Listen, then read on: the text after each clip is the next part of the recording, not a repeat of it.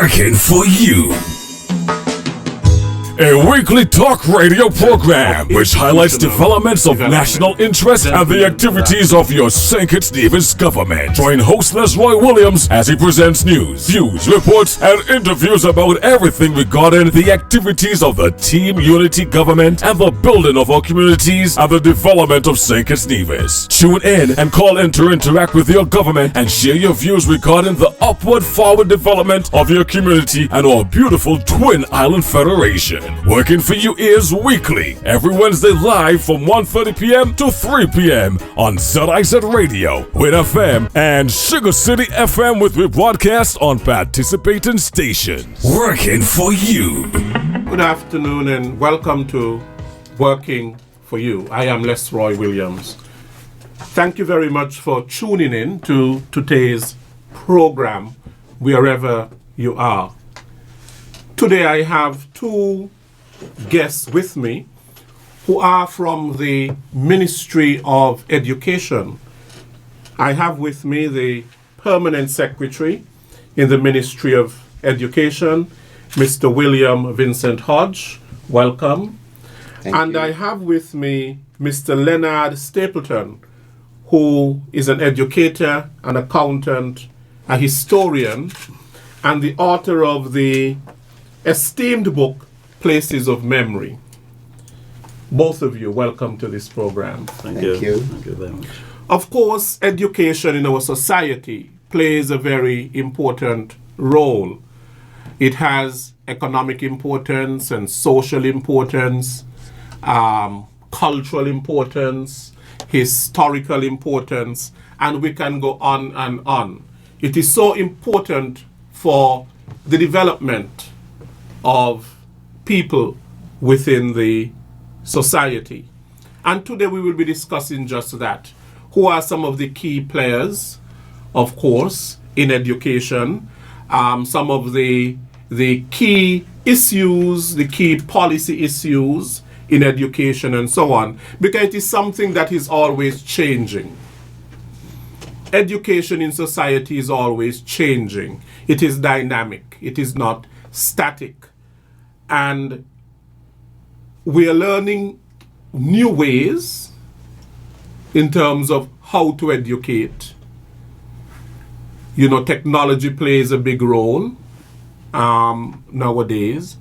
And so we have to adapt.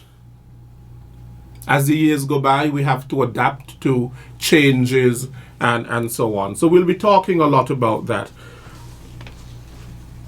Mr. Stapleton is an educator of note. He has been an educator for many years, taught for 15 years at both the primary and secondary level. And for the past 8 years, he has been a part of the team that assesses and evaluates UE teacher trainees in the areas of geography, history, and social studies.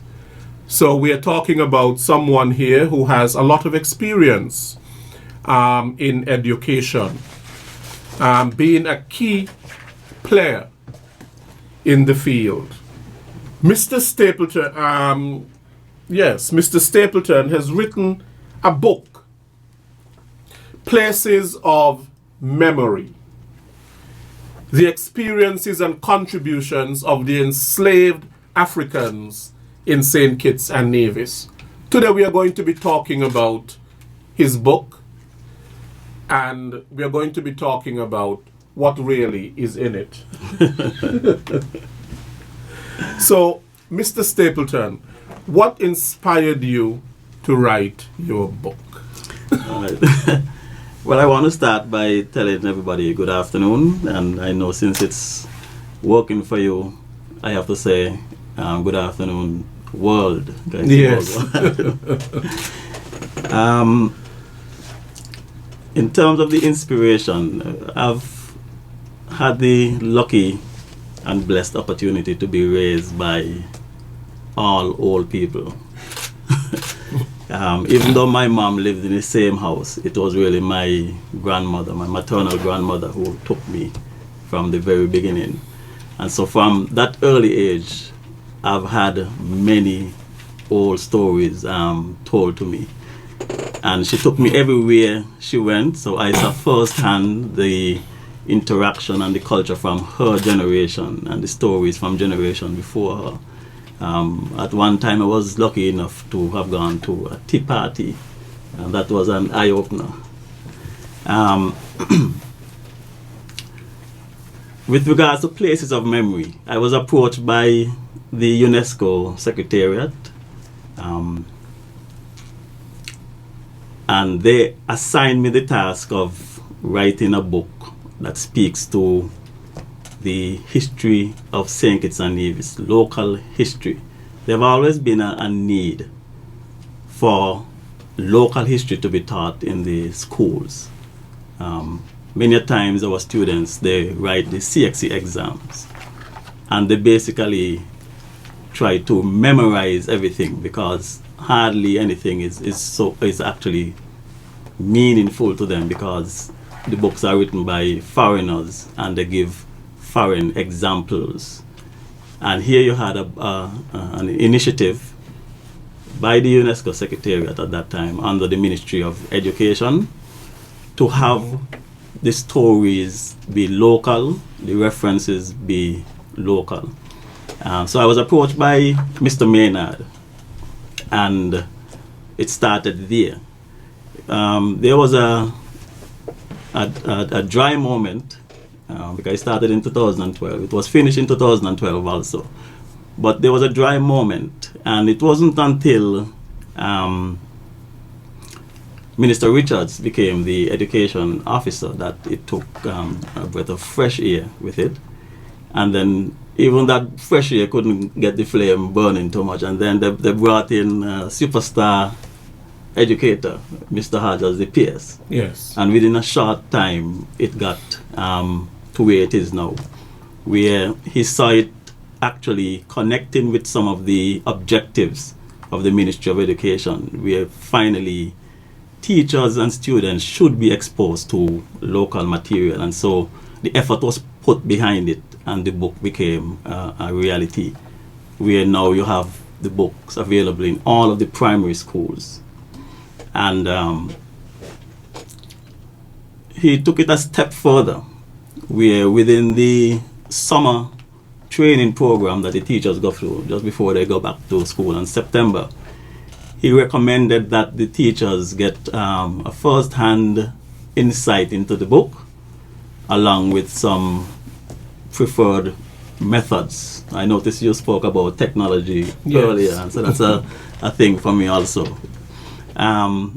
Because we want to get our ancient stories to a generation that highly technical.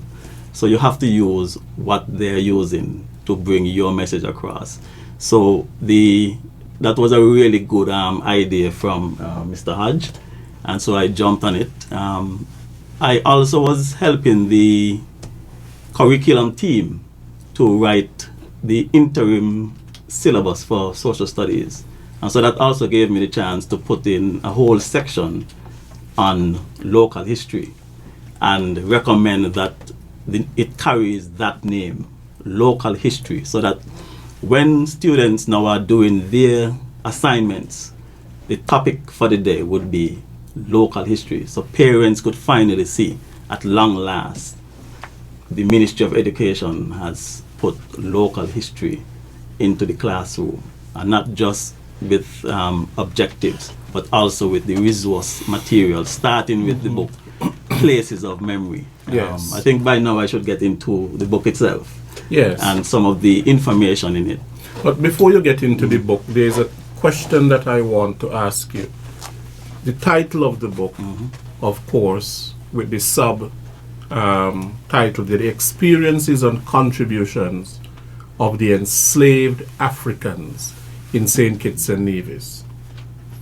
When I did history, of course, in high school, it was about the people who came.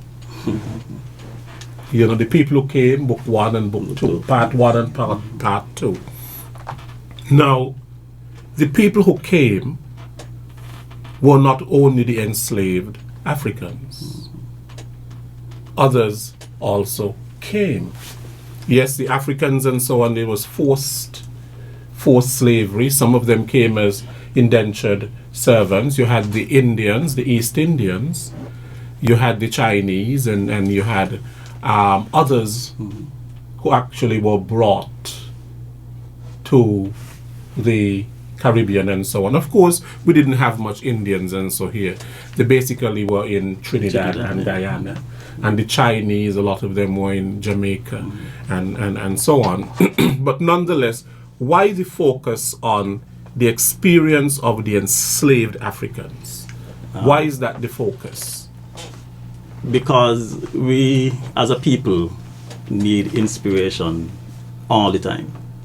Okay, we started off in this part of the world on a bad foot, so to speak, and that has haunted us from generation to generation. Just the mere fact that when you speak to our ancestors, most of the time they are referred to as slaves.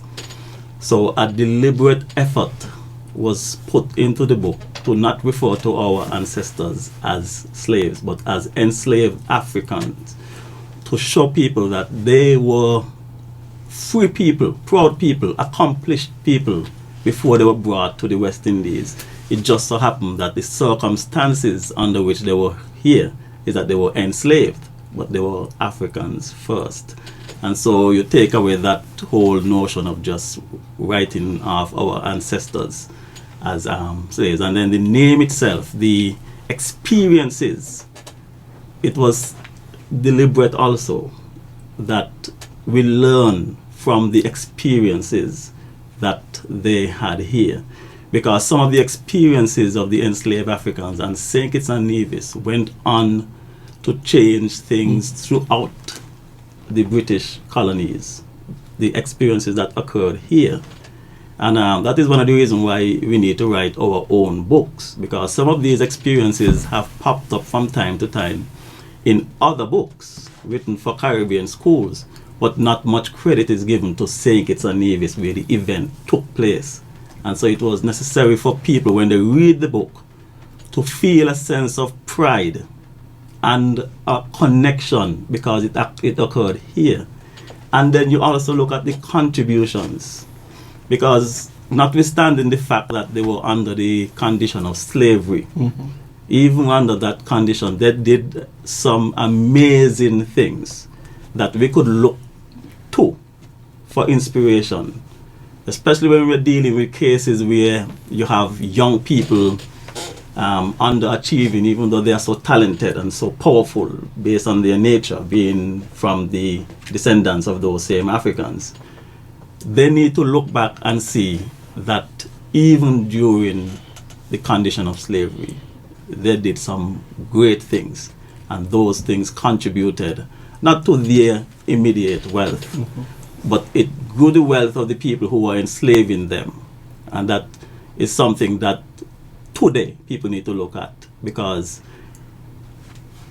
we now have the lucky chance of, when we do something, we're actually doing it for our benefit now, not for an enslaver, for our own benefit.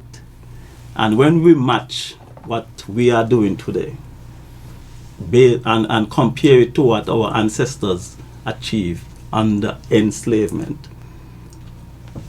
it should be a shocker and an eye-opener to many that we can do better. Because if they did that during slavery, how much more can we accomplish now that we are free and working for ourselves and our children and our nation, our own nation? So the wording was to send that message and to prepare the readers that that is what they're going to find in the book. And then the places is key, because I, being a teacher of geography, had to put something to do with places. But the places shouldn't just be mere sites. So that's why I did not choose to put historical sites. They are really places of memory, that when you pass these sites, these are sites you pass every day, but they mean nothing to you because you don't know the story. Right. But some things occurred there, and those things are connected to all of us. and it takes one around the entire island of St. Kitts, and it doesn't matter which parish you live in because each parish is covered in the book. And around the island of Nevis, again, each of the 5 parishes are covered, where you can find a place of memory that something great took place, attributed to our ancestors. Yes. Now, whenever we speak about history, the question to be asked is always, from whose perspective? Mm-hmm. Because we have had history books as part of the curriculum in schools here in St. Kitts. And some of those history books, of course, were written by Europeans. When people write, they write from their perspective. And we've had history books where there was very little mention of St. Kitts and Nevis. If St. Kitts and Nevis was mentioned, it was part of generalization. And you're saying that what is unique about this book is that it focuses on St. Kitts and Nevis and the places of memory, the places of note, the places that would sort of take you back to what really transpired, but seen through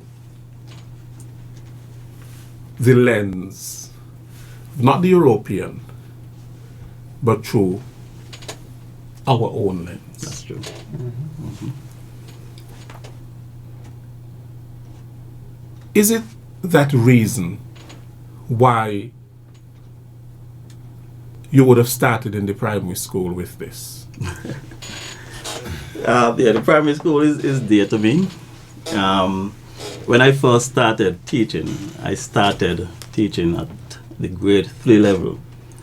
And so usually when I write anything, I write with the grade 3 class in mind, so that even though it might be a complex topic that I'm speaking or referring to, I try to make the language simple enough and make the paragraphs short enough so that the grade 3 child could handle it. And my thing behind it, if a grade 3 child could read it, then the adult shouldn't complain, because they should also be able to read it also.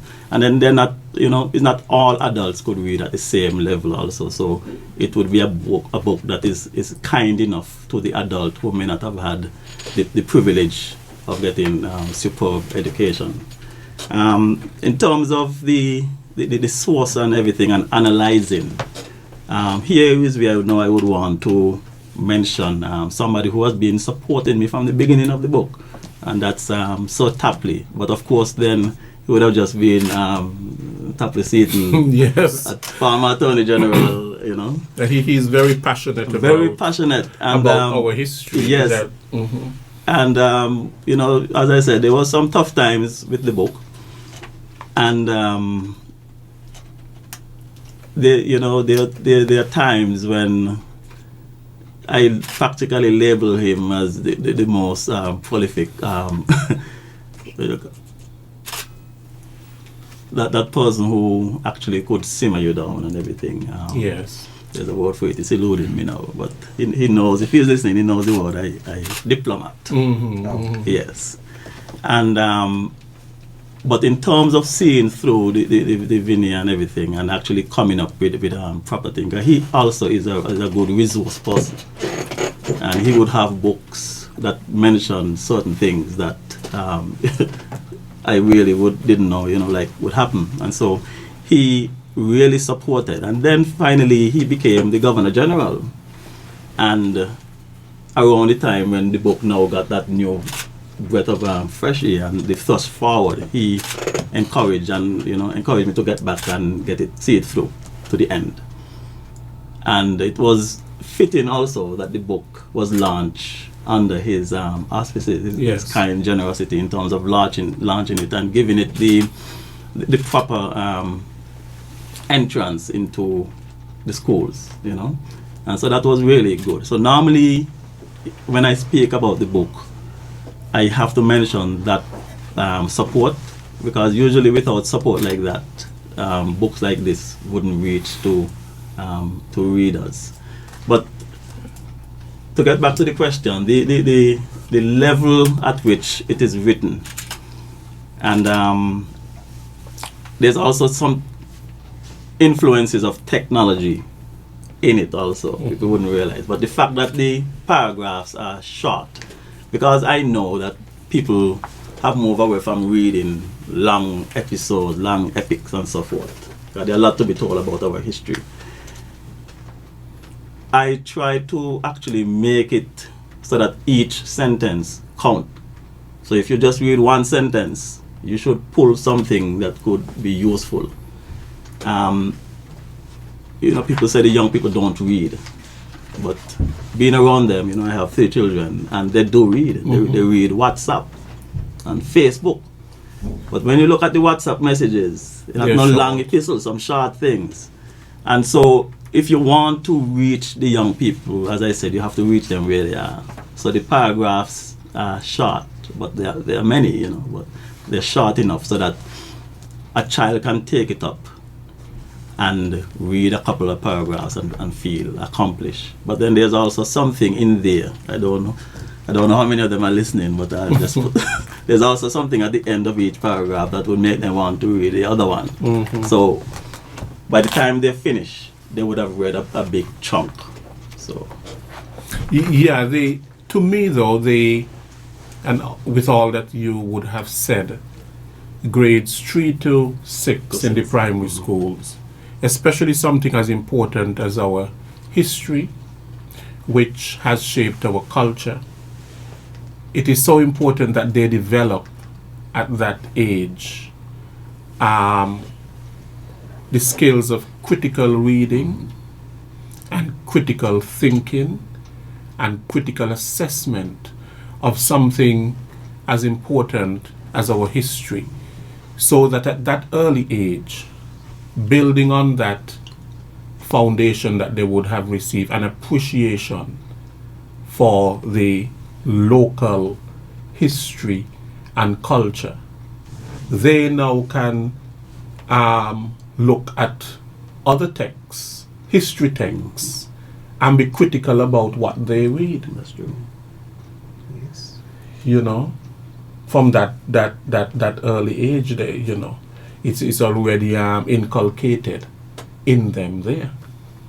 That's true. So tell us about the book. Tell us what are some of the units in the book, Well, and so on. I mentioned the fact that it takes one around the island, but it actually was reviewed in Paris. Initially, I was going to write it just like that, so you could actually pick it up and you travel around the island and you meet this site, and then if you have a map is inside here, it takes you to the other one. But they had recommend that it go into themes. So I already had the themes. So they said instead of just putting it by parish, put it theme and then put everything on there, which I didn't mind because the themes really had to resonate. And so it's divided into 4 themes, and each theme speak to, again, our ancestors, where the first theme is adaptation and survival. That's the beginning one. So it lets you know that our ancestors came from a land they were familiar with to a land they were not familiar with, and under conditions they were really, you know, not used to. So they had to adapt to that. And that it starts by speaking to the strength and versatility of our ancestors to actually adapt to that kind of cruel condition. And usually you yourself reading it today could take inspiration from it to see that they were able to adapt and to survive. Because if they didn't survive, I wouldn't be here speaking today. Right. To our situation today. Because there are times when we go through rough times and we need something strong to reflect on, to give you the power and the strength to move on. And so that first unit gives you examples, not from foreign places, but here. They came here.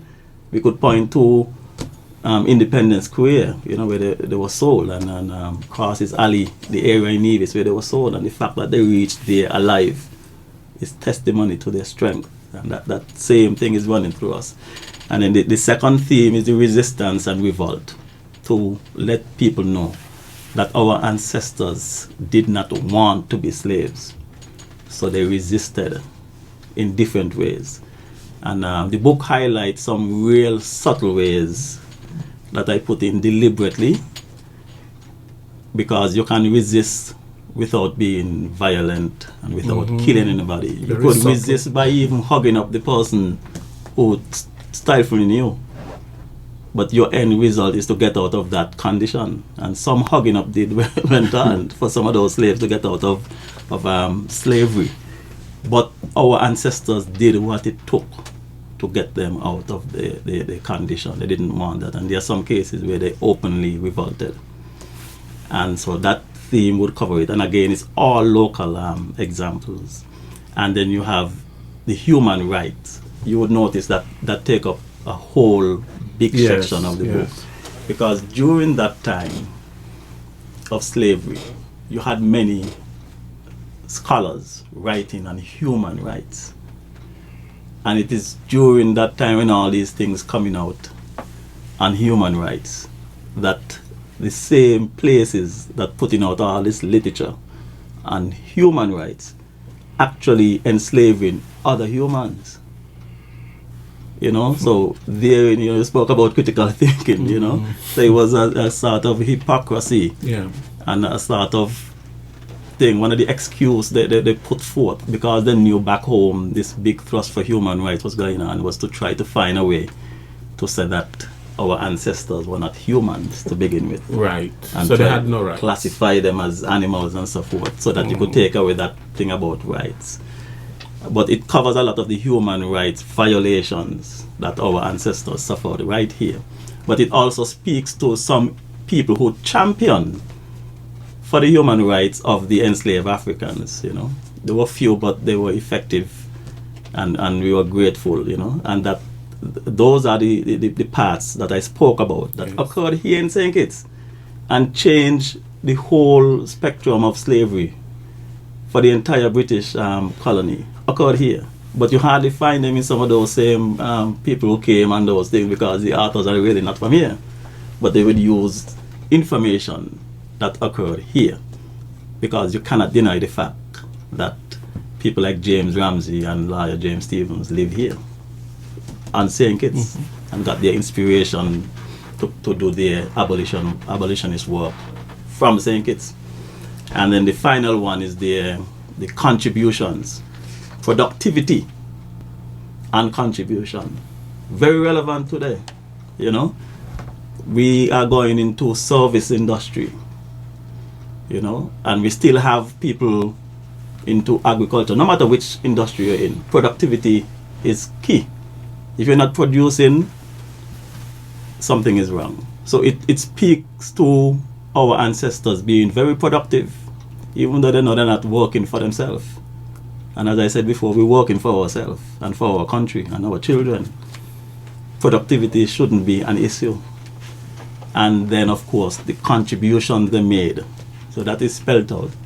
So it gives one, when they come to the end, something again very relevant today to take and use in their life. Yes, right.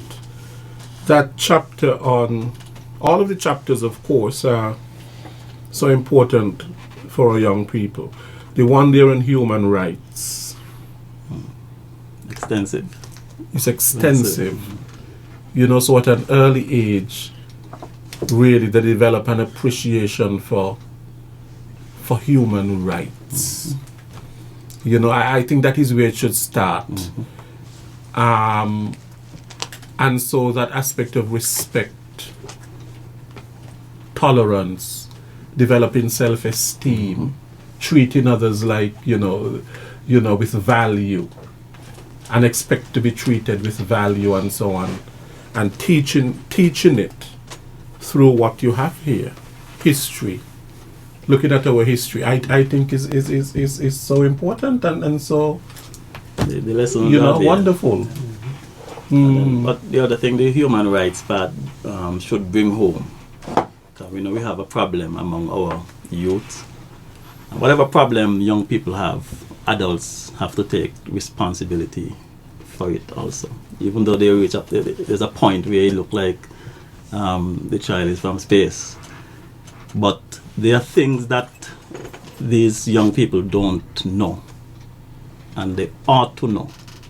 And then once we have satisfied ourselves that we have exposed them to these sort of things, that there was a time in our history where one of the main things was to get our ancestors treated like human beings and have their full rights. If they are sensitive to that, many of them probably should think twice before they do something to have the whole freedom taken away from them, and they end up in what we call 1840. And once you're inside there, you're right back to where the slaves were. Yes. I totally agree. Mr. Hodge, Yes. you, like Mr. Stapleton, have been an educator for many years. 40 plus. 40 plus years, both in the classroom and at the administrative level.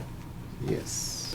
You are now the permanent secretary in the Ministry of Education, tasked with, along with the minister, of course, where you're doing the work.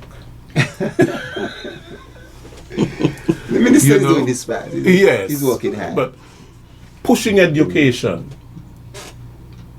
upward for the next 5 years. And the ministry has the education sector plan, which was launched last year, I think in November, the 17th of November, Yes. last year, 2017 to 2021, the education sector plan, and with the theme, Education for All, Embracing Change, Securing the Future. Some of what I spoke about before, that education is dynamic.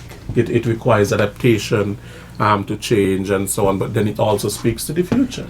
We're preparing people not just for the now, but for the future. Is that what you had in mind when you came up with this theme? Or to Well, tell me? actually, the theme emerged from a number of education officials. I think they were mainly education officers who, in planning for the summer workshops of 2016, actually came up with that theme. And at the same time, work on the sector strategy plan had begun.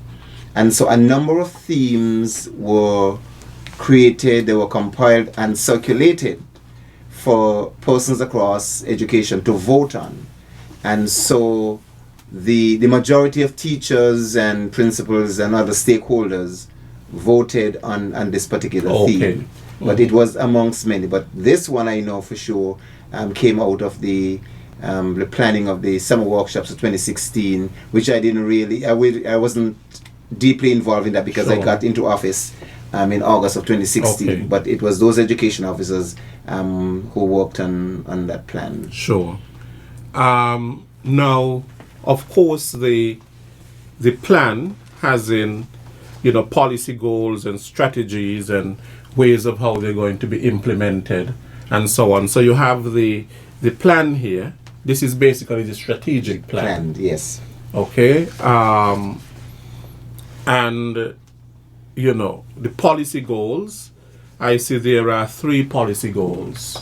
Tell us what those key policy goals are. In doing that, I would like to read a portion of the executive summary that was printed in our budget for this year, because this is moving the sector plans forward. It says the vision of the Ministry of Education is to provide holistic lifelong education for all. Thus, the commitment to meeting the global mandate for education outlined in the United Nations Sustainable Development Goal SDG 4 for 2030. This Sustainable Development Goal states that all countries should ensure inclusive and quality education for all and promote lifelong learning. Mm-hmm. Hence, the three goals that St. Kitts Nevis came up with are to improve equitable access to and participation in education at all levels. 2, to improve learning outcomes by strengthening the quality and relevance of education. And 3, to enhance governance, planning, and management to improve efficiency and effectiveness. Under Goal 1, improving access and participating in education, the Ministry of Education will increase the number of early childhood spaces and strengthen early stimulation and education training for home-based providers. Under Goal 2, and this is just one example, under Goal 2, the Ministry of Education seeks to strengthen the quality and relevance of education at all levels. The Ministry will implement a revised national curriculum and learning assessment system that will allow students to develop a holistic set of competencies for this century.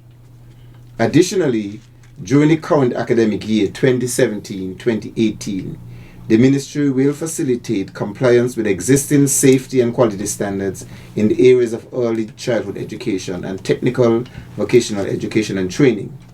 The Ministry of Education would also implement a school safety and security policy and a quality teaching and learning framework in all our educational institutions that have compulsory education. Under the Civil Works, which captures the rollout of the TVET plan, we have a number of buildings that are to be erected, renovated, and stuff like that. I can make mention of those later. Mm-hmm. But I want to speak a little bit about access. In the Caribbean, St. Kitts Nevis is one of the few countries that have 100% universal access to education. We practically can say at all levels. Yes. If we begin with early childhood education, we are making it a priority for every child to be enrolled in early education centers, either one of the 15 centers around the island, and those over in Nevis, or by a private provider. In fact, we have 70 plus early childhood providers in St. Kitts. And the government offers assistance not only to our centers but to those private centers. So there's no reason for any child not to be at a daycare center or a preschool. The government is giving a subvention every month to cover those children. At the same time, it provides some employment for a number of persons to work in these centers. So in terms of increasing access, we are saying that going forward, we want all of our 0 to 4-year-olds to be stimulated early for learning. At the secondary level, we tend not to have no issues really with primary school children being enrolled. I think they automatically take advantage of that. But in the secondary school, we have to continue to make sure that our young people access the opportunities that are given to them. Just this morning at a handover ceremony at the Edgar T. Morris Primary School in Tabernacle, retired matron Sylvia Garnett turned over a check of $2,500 and a number of pens and pencils to that school to be used by students. And she reminded them that she had 3 7 standard certificates. She had reached to the top of the school and couldn't go any further at that time because her parents did not have the money, the affordability. And so I had to say to the students that this is something you have to bear in mind. You can't take high school for granted because it is a privilege that folks much older than us did not have. In terms of those kids who don't feel like they want to do the academic stuff, there are some kids who feel they're not cut out for that. Here's where we are saying that we don't want them to leave school at fourth form, but we want them to do that additional year of high school so that they can be better prepared to pursue technical and vocational education.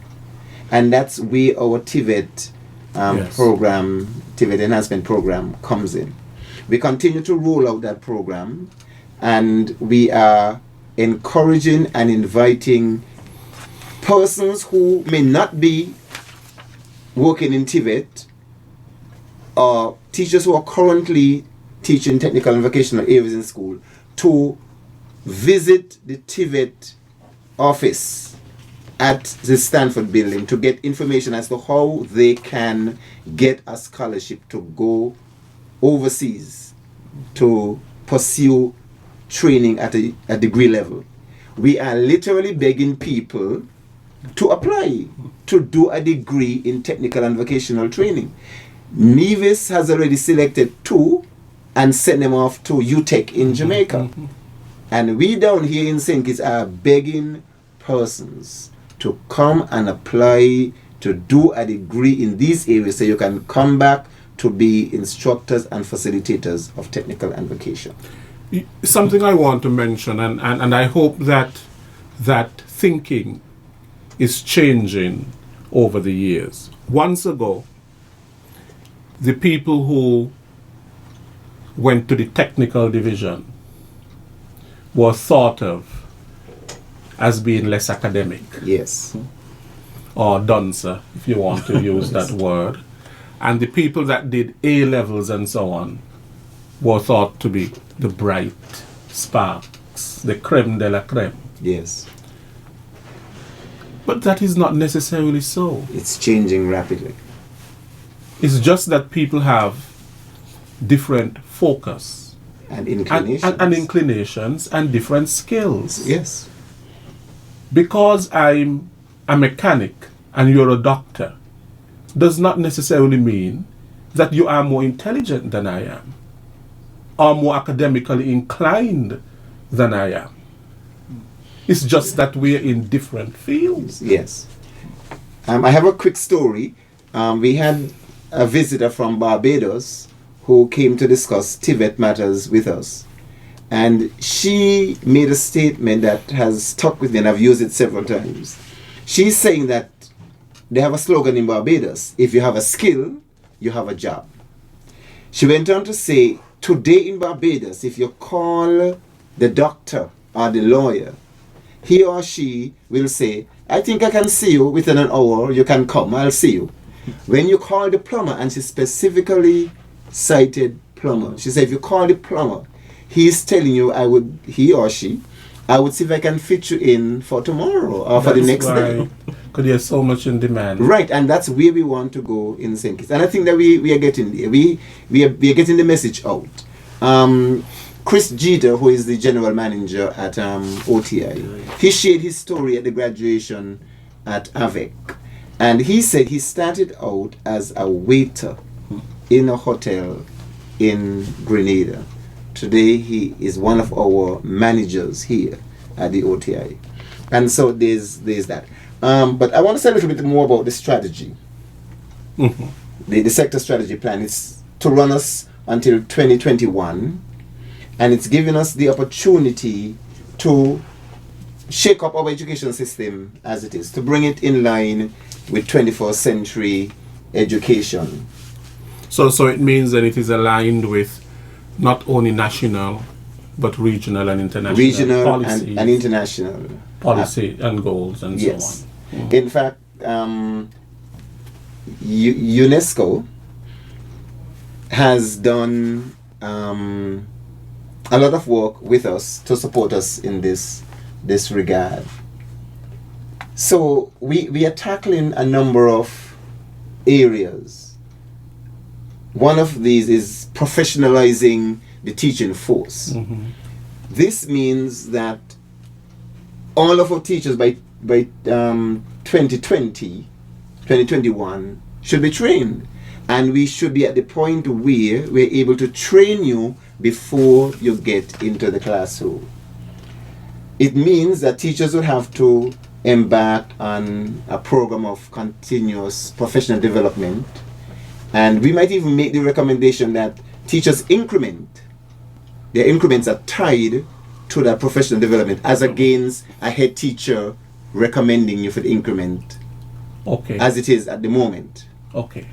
The teachers will be required to apply for a license, and they have to be able to maintain that license in order to teach. So let me see if I'm hearing you correctly. Are you now saying that where you want to go is that teachers must be trained before they enter the classroom? That's right. That is Because the we have a ultimate situation now where you have, people who enter the classroom as teachers, and then they go to the teacher training college.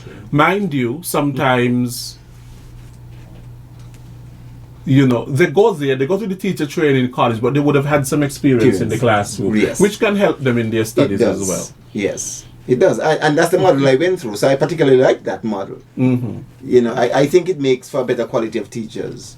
But we have had a number of cases where persons actually paid their own way through college, and so they had never taught. They paid their own way, and so they were able to graduate as trained teachers. Right. During the time that they will be in college, they will be exposed to practice teaching, and they'll get some exposure and so on. Yes. But that is ultimately the goal, because we are saying that you don't come out to practice as a lawyer without you have gone through the training Right. and all those things. And so you must be certified first. And that certification, then you become licensed. Yes, and you have to keep it current. And you have to keep it current. Yes. And the way to keep it current is through by professional development courses. Okay. So can you lose that license? Yes, of course. Just as a doctor can lose his or her license, teachers will be able to, if you don't do these courses, you lose your license, and you perhaps will lose the increment if that's the route we are able to go. I see. Okay. We are looking at the model in Jamaica to set up what is called a teaching council. So that's all part of the sector strategy plan going forward. We are looking at enhancing governance, planning and management to improve efficiency and effectiveness throughout the system. We continue to build on our human resources, Yes. training our teachers, our deputy, our head teachers, our deputy head teachers, principals, and so on. Because we are working towards better management of our schools. We believe that once principals are trained, they can create within their schools the right atmosphere and opportunities for children to excel. We have a number of consultancies taking place in order to flesh out some of what's in the sector strategy plan. One such consultancy is dealing with the curriculum reform at the curriculum development unit. We have to work on the national curriculum. Then there would be a consultancy on differentiated instruction, equipping our teachers to teach children of various Yes. abilities. And there's one for the STEP, comes under the TVET program, the STEP program, where these persons who are part of the STEP would not be just helpers or persons who are assisting. We want these people to develop skills. So that's part of the consultancy, to get the persons who are on the STEP program to become qualified or certified or competent in a particular area. We have a number of step workers in education, and I am impressed with the quality of some of these, the qualifications of some of these step workers. They have actually gone to CFBC, Yes. have subjects at CAPE level, but can get a prominent employment. And so education is sticking some of them, and eventually when there's an opening, these are the person we look to first to recognize or to employ. So I want to say to the public that we value the work of the step workers who are attached to education. I can't speak for other ministries, but in education, we value those, especially those who give of their best and those who conform to the professional standards of the profession. In terms of the sector strategy as well, we are working on upgrading the computer labs because technology is the way to go. That's the way. Ross University is working with us on this project. They told us that they have the computers ready, but we're actually keeping them back because we're waiting for our computer labs to be renovated in some cases and the infrastructure put in. Public Works should be working with us to get the computer labs ready. So that's a big piece of our sector strategy. In the teacher training, is technology in the classroom a part of it? It is, and I understand that the need for that is growing at the college. I know Mr. Quinton Morton, who is the director of, he's our education planner.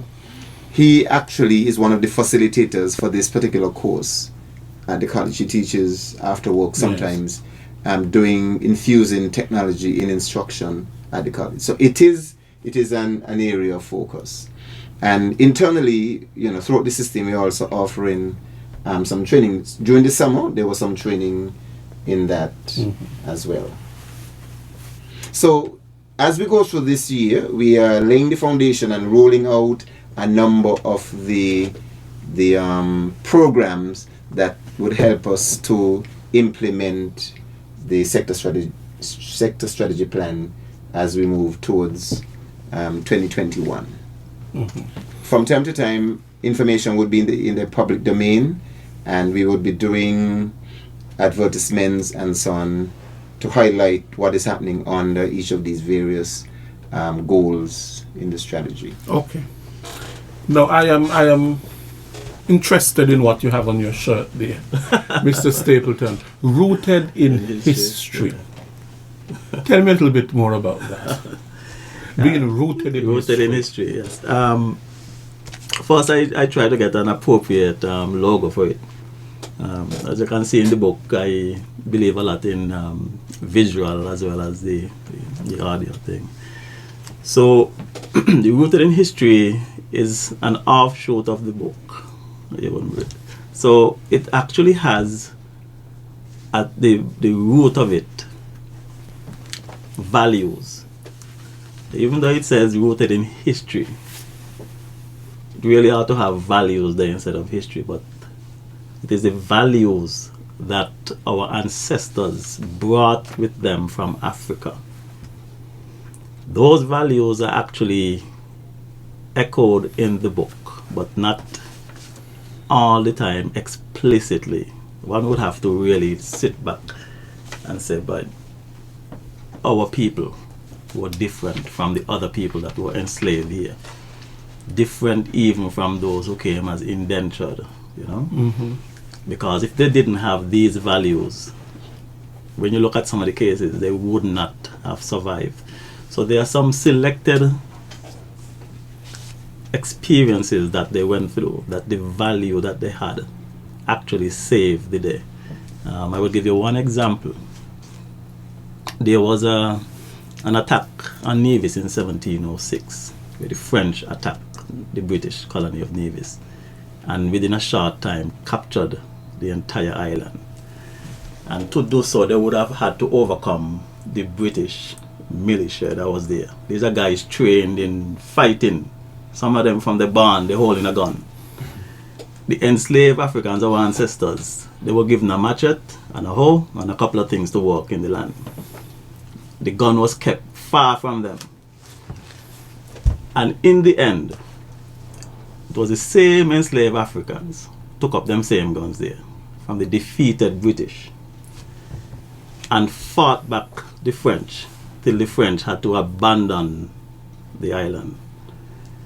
Now, at first glance, one would say they were fighting because maybe they felt apart for the masters who just fell.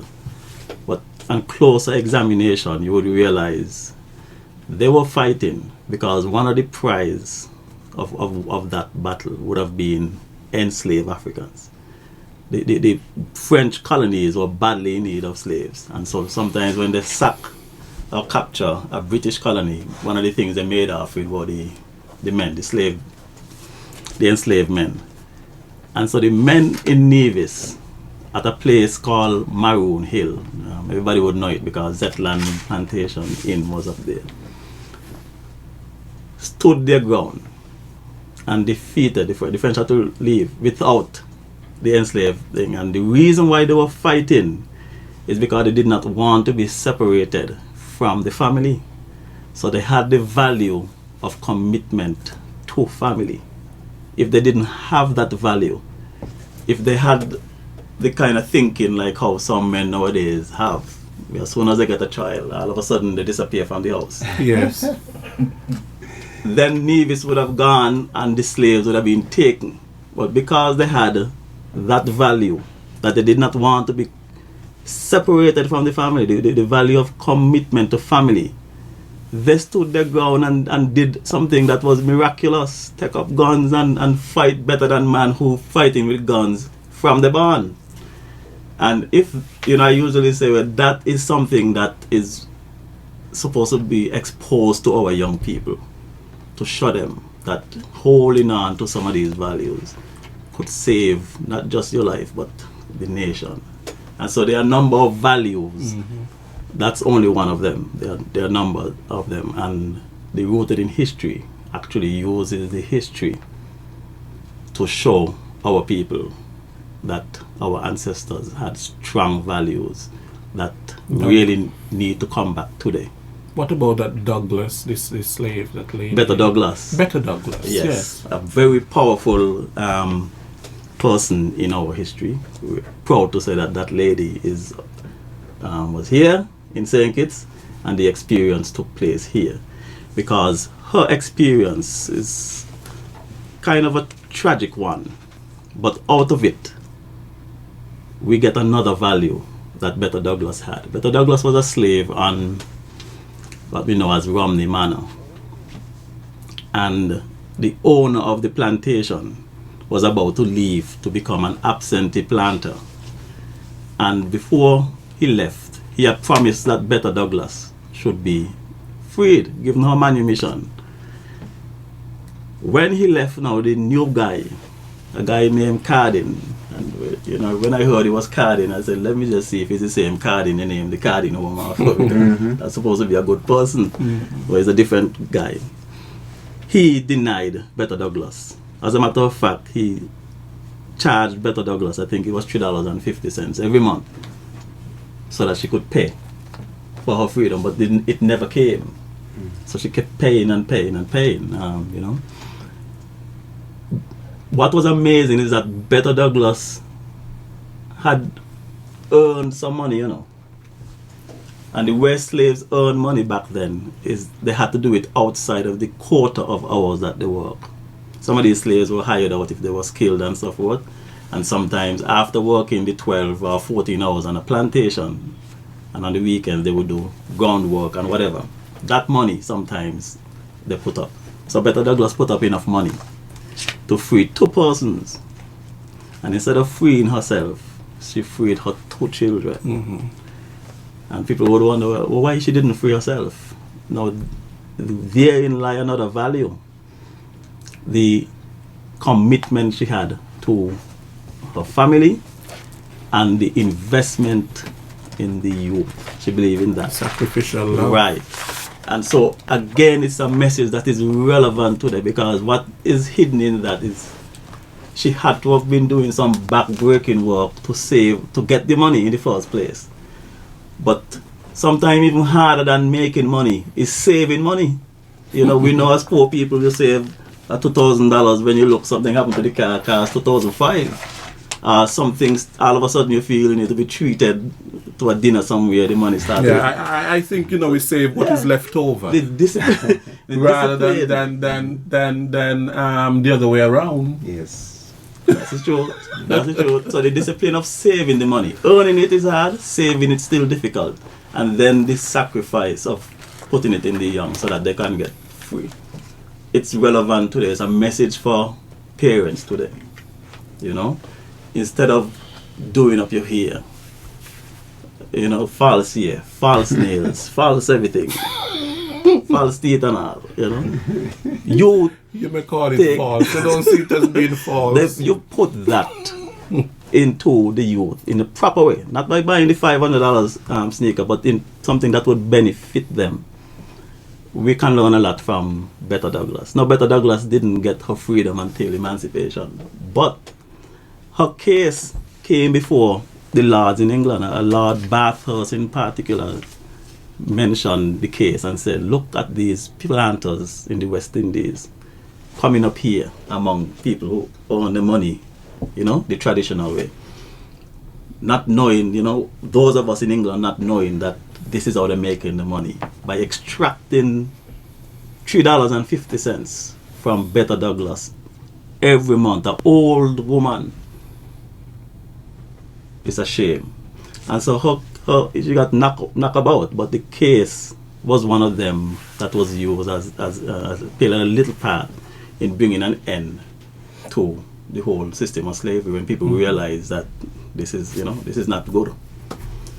So Betta Douglas stands out as a beacon. So usually, you know, when we go to Kaibel Batik, we know the batik and the mills and everything. But this now would bring another meaning, another depth to the place, that people should remember that there once was a woman named Betta Douglas who did this. So that's rooted in history. Yes. Good. We have to go to the phone lines. So let us put on our earphones and to hear what people have to say. Our valued listeners and callers.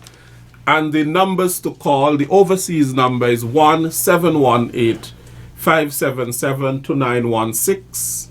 That's 1-718-577-2916. And the local number is 465-2555. 465-2555. We welcome your calls. While we're waiting for callers to call in, I would like to take the opportunity to say that education is a partnership. You alluded to that previously. It's a partnership, and we appreciate the work of persons like Mr. Stapleton, who is a great resource to our history and social studies teachers in our schools. And I want to emphasize the fact that he's not on our payroll, but as a civil-minded community member who has the expertise, has come on board to work with education in this particular area. So we are very pleased that he was able to offer the training to our teachers during the summer, and that he was able to meet with them subsequently and give them some tips and strategies for teaching this aspect of the social studies in the primary school. And so we want to encourage more persons to come on board to partner with us. I encourage persons who are good in technology, in math. I'm saying to you that the primary schools, the secondary schools need your help, especially in the area of technology, because we have some brilliant people in technology in the island. When we look back at what we're able to do and what we see our young people doing with the technology, we have a lot of skills out there. And I would like to encourage some of these persons even to visit the primary school from your community, your neighborhood, even one afternoon per week, to give some help in teaching the technological skills in our primary schools. Mr. Hodge, I want to ask you though, you have a plan here, a 5-year education sector plan. And it's all good to have a plan. Yes. How will you sell this plan, especially to people within the sector who are entrenched in their ways, and you know, sometimes we don't like change. I noticed you spoke about teachers now being trained before entering the classroom, which is the reverse of what basically, you know, is taking place. And, you know, license for teachers and professional development and so on. How are you going to sell all of this to them? How are you going to sell the plan? Well, we have actually started selling the plan already. There was a certain amount of consultation in getting the basics for the plan. The actual things that would be done came from teachers, principals, and so on. If you look at some of the pictures on the cover, they represent what's happening in our schools. You know, they represent what's happening in our schools. And Yes. so there has been a significant amount of buy-in already.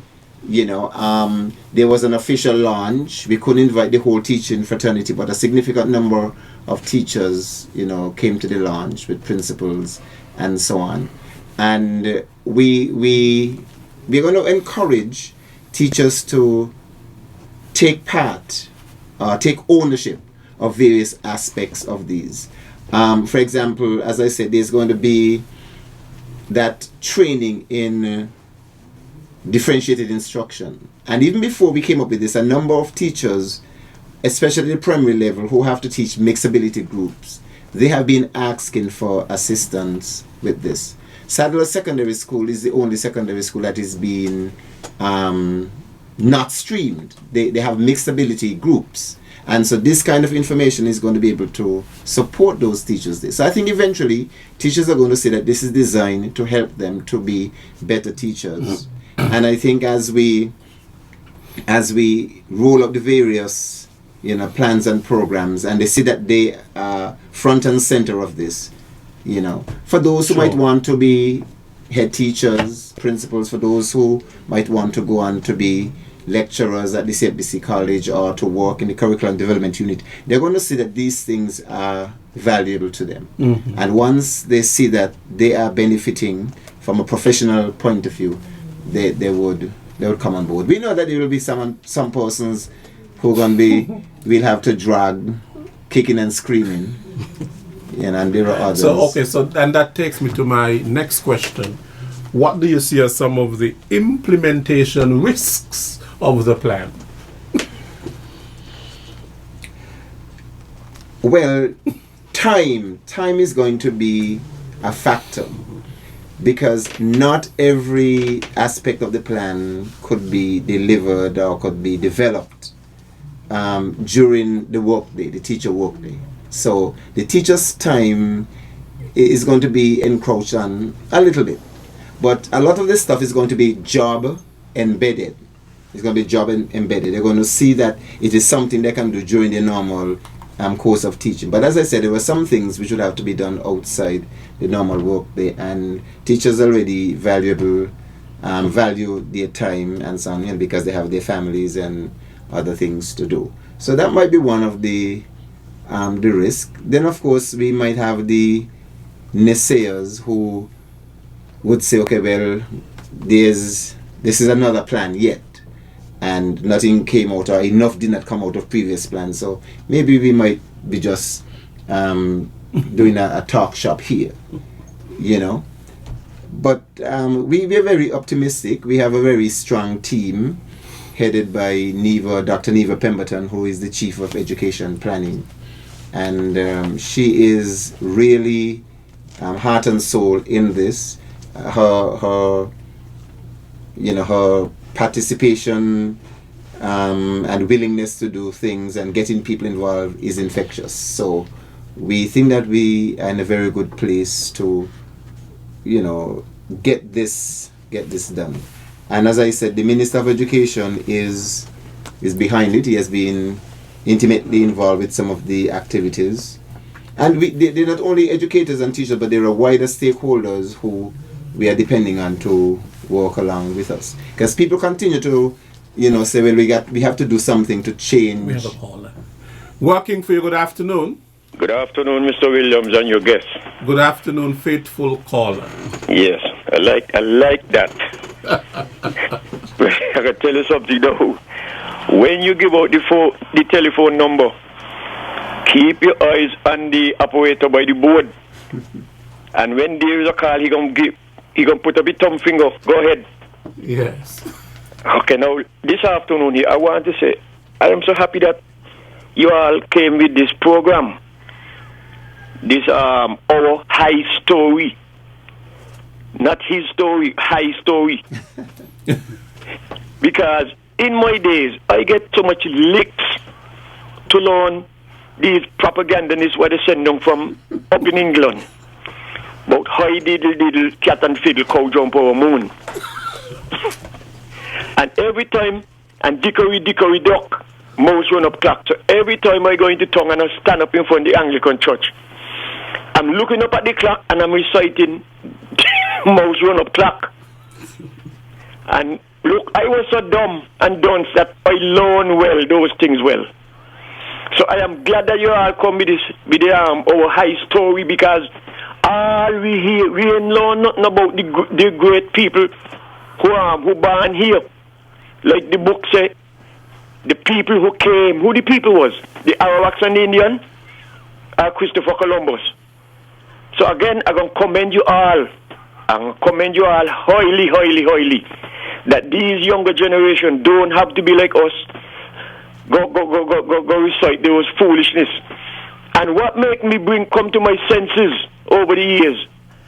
I say, well, if a cow could jump over the moon, why they spending so much money on a plane, a space shuttle to go up by the moon?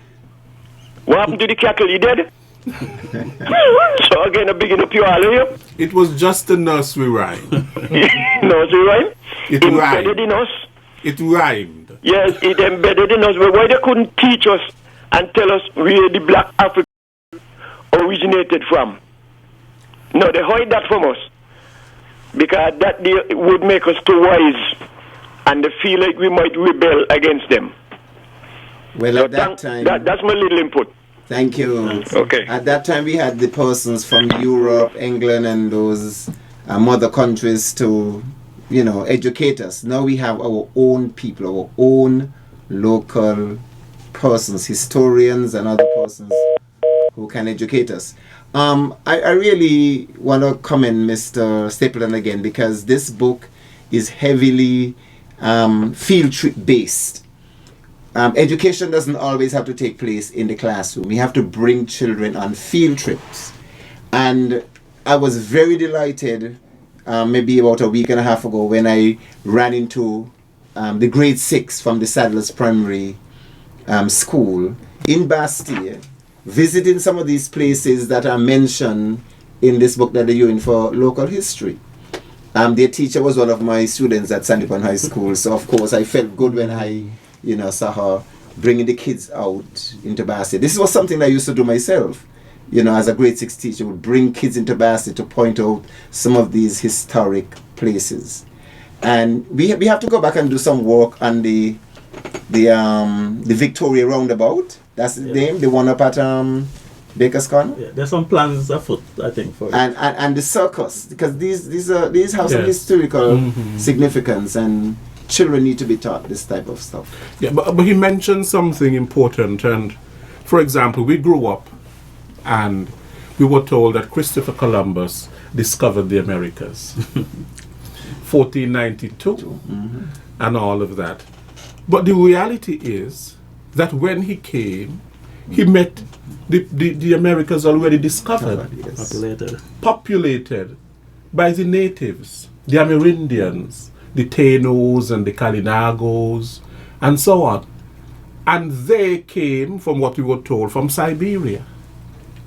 So, there again, did he discover? Or, just by some navigational accident, he happened to stumble upon the Americas, because this is not where he was. This was not supposed to be his destination.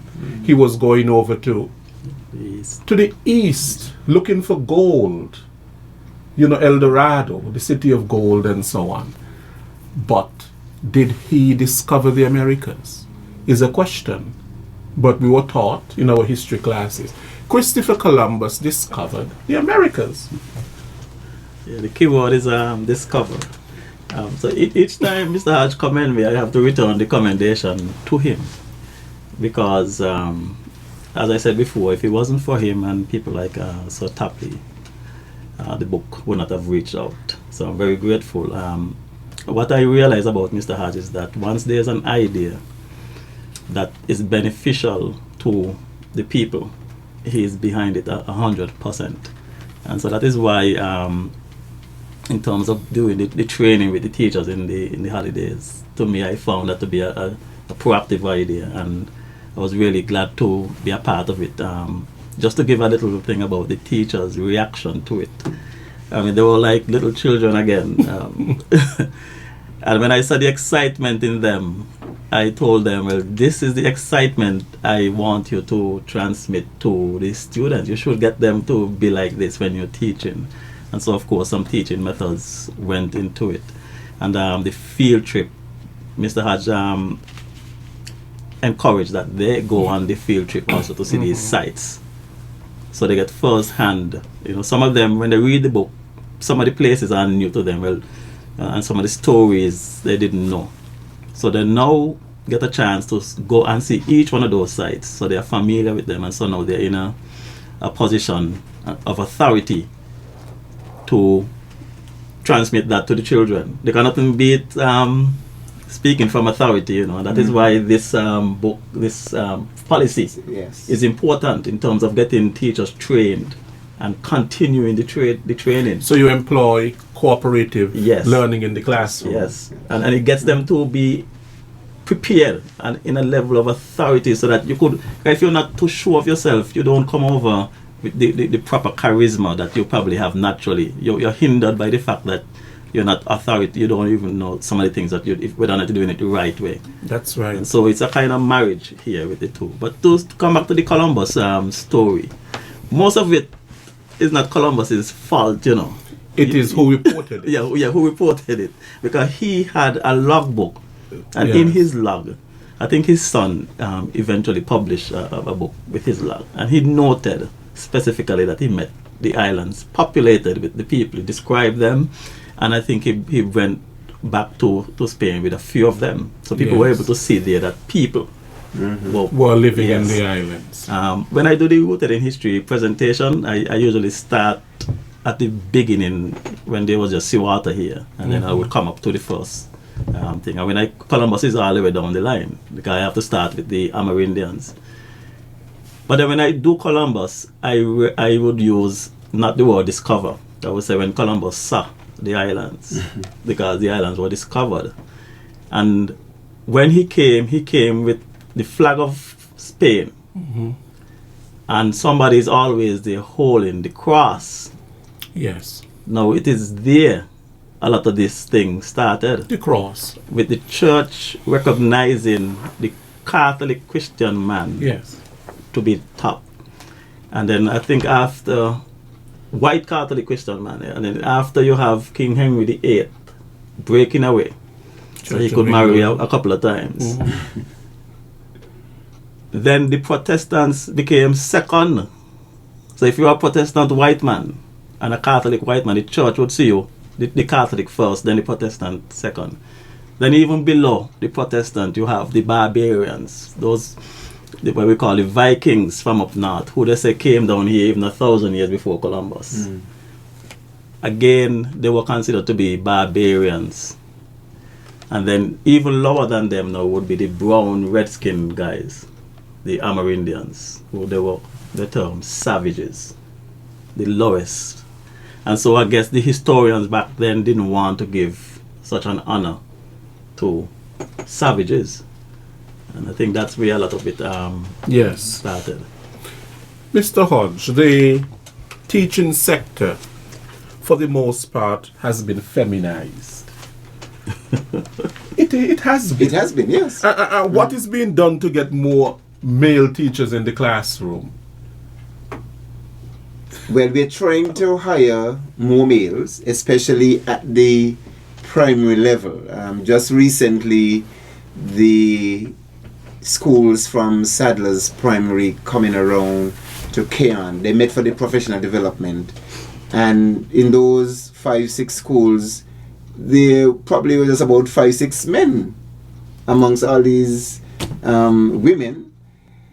And so I made a joke that we have to make that good Methodist prayer where the leaders meeting so many women at the church level, and the lady who was asked to open the meeting in prayer began by saying, "Lord, give us more men." So we have to make that prayer for education. We need some more men, young, strong men. So we're trying to hold on to those that we have. Has there ever been a study done to find out why males are not entering the profession? I don't think so, but now that you have said it, it's something of interest. I'm not sure if the teachers division at the college might want to undertake that research, but that will be an interesting study. It could be an interesting study. To find out why. Yes. Yeah, the younger men are not coming, they're not coming into it. Most of the schools just have just one male, most of the primary school. In some cases, none at all. Yes, and they do make, a very vital contribution, Yes, and especially sometimes they, to see a man as a role model or in a teaching role. Yes. Because some of them don't have it in the home. Yes. Just recently I was having a conversation with a male teacher from one of these schools, and I tell him, well, we want to see people like you remaining in the profession so that we can, promote you to a primary head teacher and so on. And he said no, he doesn't want to go that route because it's too difficult to work with adults. And I said, you tell me about it. Yes. Okay, you were there, so you know. Yes. Is there anything else that is happening within the Ministry of Education? Anything current that Yes. we would like to mention before we go? A lot of things are happening in education. A lot of things are always happening in education. You said it's dynamic. It's dynamic. We are continuing to push the renovations of our buildings because we want our schools to look well. Edgar T. Morris is a good example. If you go there and you see that school, that's where we want to go. Right now we're working on doing some work at Keon High School. There's a block there that is to be completed. We're about to start some work on the Sandy Point Primary School. That school is going to celebrate its 35th anniversary because it was opened the day before independence. And so we want to put it in a little better shape, much better shape for the celebrations.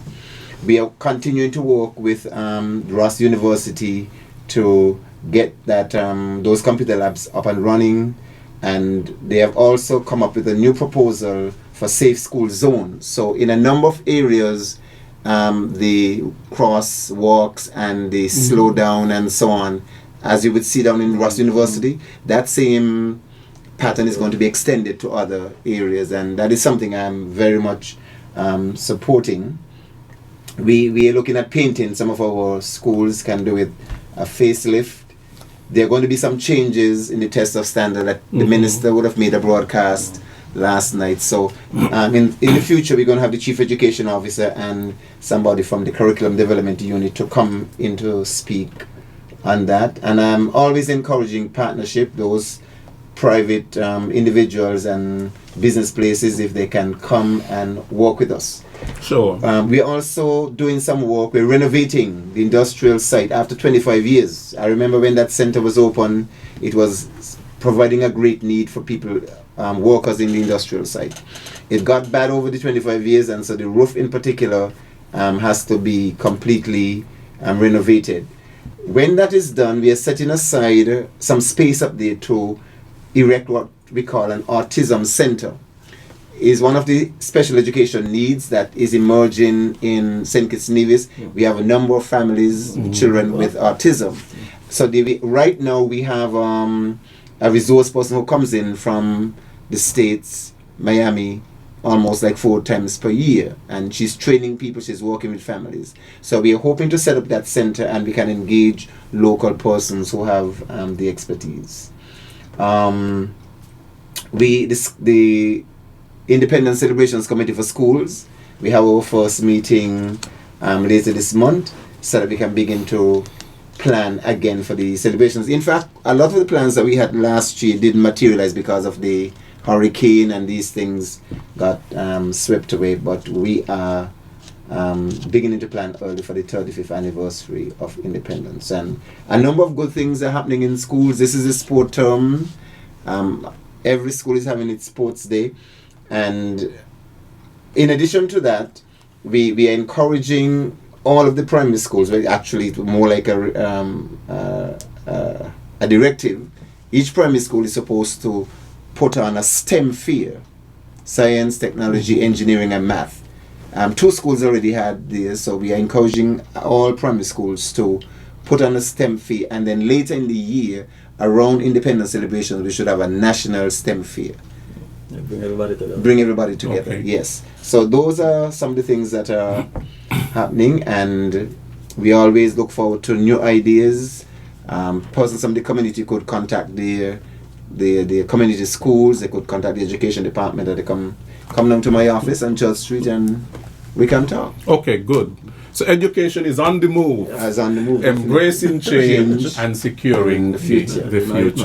Well, we're out of time. And I want to thank you so much. I don't know if there's anything else you want to mention. Next time, Stapleton is have to come by his own, because he could talk out the whole of the show. Yes. He has a wealth of knowledge. Yes, absolutely. And especially the topic that he's so passionate about. Yes. Rooted in history. We have to be rooted in history. And Mr. Hodge, thank you so much. You're very welcome. And Mr. Stapleton, thank you so much. I want to put a short plug before my Go ahead. colleagues in Nevis get vexed with me. There's some exciting things happening in Nevis in terms of history and heritage. As you know, the city of Charlestown is being recommended. Yes. This effort has been steady apace to get it as a World Heritage Site, taking the lead from Brimstone Hill in St. Kitts.